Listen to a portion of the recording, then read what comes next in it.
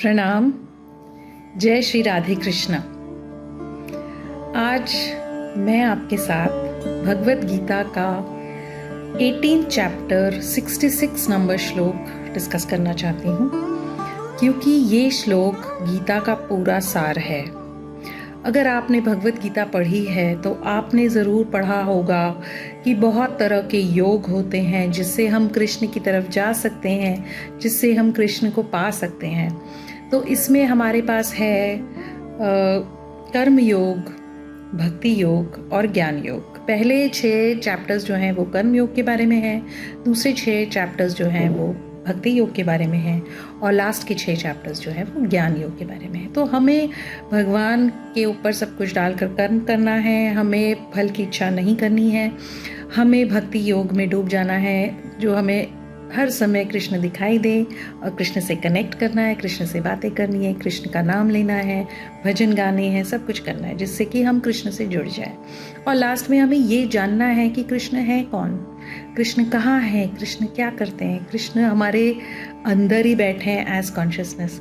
ये सारी चीज़ों का ज्ञान हमें मिलता है। और विश्व रूप दर्शन में भगवान अर्जुन को अपना पूरा विश्व रूप दिखाते हैं जिसमें कि सब कुछ मौजूद है। ये पूरा भौतिक जगत भगवान के अंदर ही है और भगवान के अंदर जाता है और भगवान से बाहर तो कुछ है ही नहीं। तो ये सब चीज़ें हमें भगवत गीता में पता चलती हैं। परंतु ये जो 66 श्लोक है चैप्टर 18 का, ये बहुत बहुत स्पेशल है और इसको अगर आप पढ़ लेंगे तो आपको मोक्ष मिल जाएगा। ये भगवान की गारंटी है। तो मैं पहले इसको पढ़ देती हूँ संस्कृत में और उसके बाद इसके बारे में, इसका मीनिंग हम थोड़ा सा डिस्कस करेंगे आज। तो ये श्लोक है, सर्वधर्मान् परित्याज्य मामेकं शरणं व्रज, अहं त्वां सर्वपापेभ्यो मोक्षयिष्यामि मा शुचः।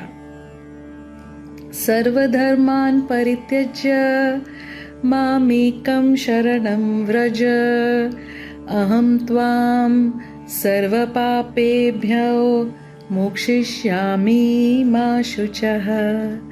तो भगवान क्या कह रहे हैं इस श्लोक में? वो कह रहे हैं कि सारे धर्म छोड़ दो, सब कुछ छोड़ दो और मेरे शरण में आ जाओ और मैं तुमको मोक्ष की प्राप्ति दिलवाऊंगा। मत डरो अर्जुन, मा शुचः, मत डरो, प्लीज़ डोंट बी अफ्रेड। मैं तुम्हें मोक्ष दिलवाऊंगा अगर तुमने सारे धर्म छोड़कर मेरे शरण में अगर तुम आ गए।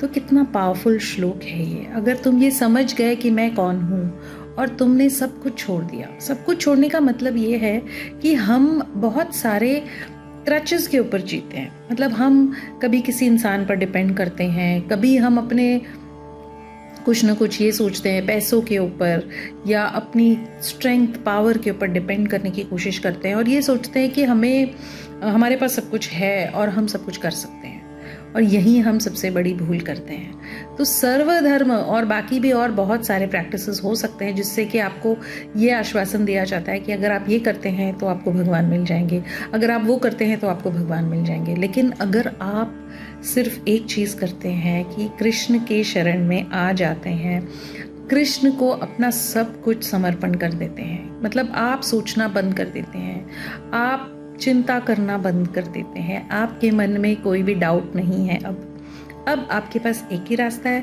कि आप कृष्ण को हर दिन याद करें, कृष्ण से बातें करें और कृष्ण को सब कुछ दे दें अपना। ये नहीं कहें कि मुझे ऐसा चाहिए भगवान, मुझे वैसा चाहिए, क्योंकि मुझे कुछ नहीं चाहिए। मुझे सिर्फ आपका सानिध्य, आपकी शरण में आना है, आपके ही शरणों में बैठना है और बस, इसके अलावा मुझे कुछ नहीं चाहिए। जब हम उस स्थिति में आ जाते हैं तब भगवान खुद ही हमें मोक्ष की प्राप्ति देते हैं। ये उनकी गारंटी है, ये उनका एश्योरेंस है, ये उनकी गारंटी है कि आप बस आ तो जाइए, फिर आप देखिए कि आपके जीवन में किस तरह का मैजिक होता है, कि क्या क्या नहीं मिलता आपको। जो भी है सब कुछ आपको मिल जाएगा और आपको एक्चुअली उस चीज़ के पीछे भागने की भी कोई आवश्यकता नहीं होगी, किसी भी चीज़ के पीछे। बस आप कृष्ण के चरण में रहोगे और आप पूरी तरह से मुक्त हो जाओगे, मोक्ष की प्राप्ति आपको मिल जाएगी। इससे बड़ा और क्या हो सकता है? आपको क्या चाहिए? आपको डरो मत, फियर आपके जीवन से हमेशा के लिए चला जाएगा। क्योंकि आप कृष्ण के साथ होंगे। और कृष्ण के साथ होने का मतलब है सारी चिंताएं छोड़ देना, सब कुछ भूल जाना और बस आराम से रहना कृष्ण के चरणों में। बहुत बहुत धन्यवाद। आप सभी गणेश उत्सव मना रहे होंगे। आप सभी को गणेश फेस्टिवल की बहुत सारी शुभकामनाएं। Happy Ganesh Chaturthi and festival, and may Ganesh remove all the obstacles from your life, and may you be happy, healthy and blessed, and आनंद में रहें आप हमेशा। बहुत बहुत धन्यवाद। आपको सब बहुत सारी शुभकामनाएं। Thank you. जय श्री राधे कृष्ण। प्रणाम।